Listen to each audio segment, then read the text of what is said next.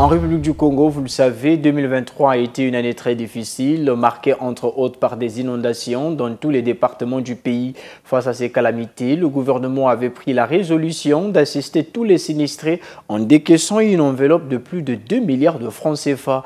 Après ceux de Brazzaville et de la partie septentrionale, les sinistrés de Pointe-Noire ont reçu ce matin l'aide du gouvernement transmise par la ministre des Affaires sociales et de l'Action humanitaire, Irène Marie-Cécile Mboukou-Kimbatsa. Images et commentaires. Tout comme les autres départements du pays, Pointe-Noire a fait les frais des inondations et violents vents ayant occasionné d'importants dégâts matériels. 8545 ménages y ont été affectés, à en croire les statistiques des techniciens du ministère des Affaires sociales. De l'évaluation faite et affinée en collaboration avec les chefs de quartier, il ressort que 8545 ménages dans la ville de Pointe-Noire ont été affectés par les inondations. Ces ménages sont repartis ainsi qu'il suit.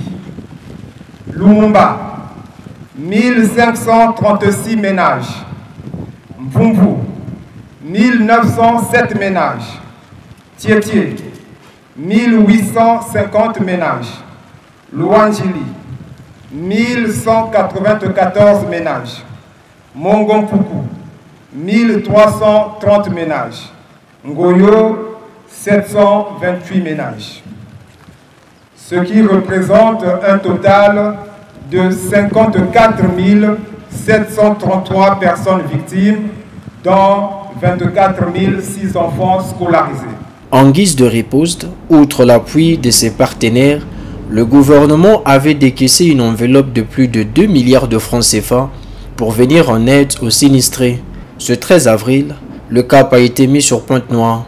Les victimes ont été diversement assistées.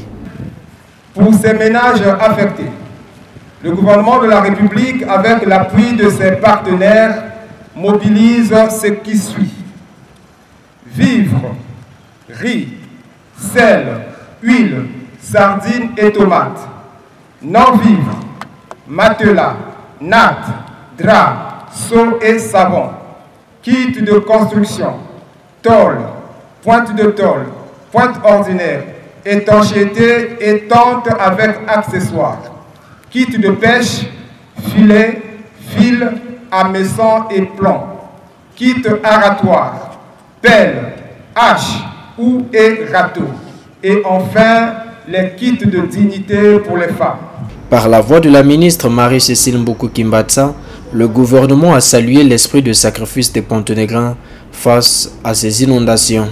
Le 21 mars, Monsieur le Premier ministre, chef du gouvernement, a mis en route les convois humanitaires destinés à l'assistance humanitaire dans la partie sud du pays.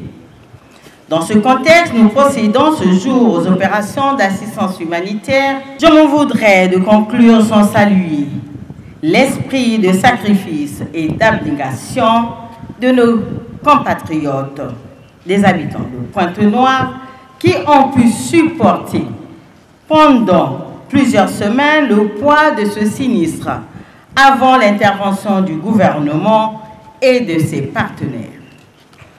Cette attitude exemplaire et héroïque des populations de ces localités me conforte dans ma responsabilité et me rassure quant à la suite du déploiement de la réponse dans les départements de Pointe-Noire. L'aide du gouvernement arrive à point nommé. Je suis très content de recevoir ce que le gouvernement a pensé sur nous. C'est parce qu'à chaque fois, on a entendu parler, mais aujourd'hui, nous a appelé, vraiment, c'est très nécessaire. Depuis le 17 mars, que la toiture du bâtiment du CP1 CE1 a été emportée par ce vent, j'étais vraiment toujours sur le choc. Mais aujourd'hui, je crois qu'avec cette aide de notre président par le biais de la madame la ministre, je crois que je suis comblée. Oui, je suis dans la joie. Et vraiment que je tiens à remercier Monsieur le Président, le Père de la Nation, pour le souci qu'il porte toujours à sa population.